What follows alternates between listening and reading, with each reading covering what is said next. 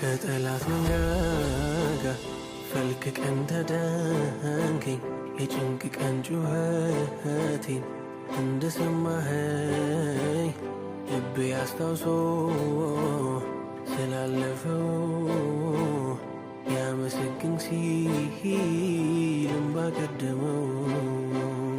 ወደህ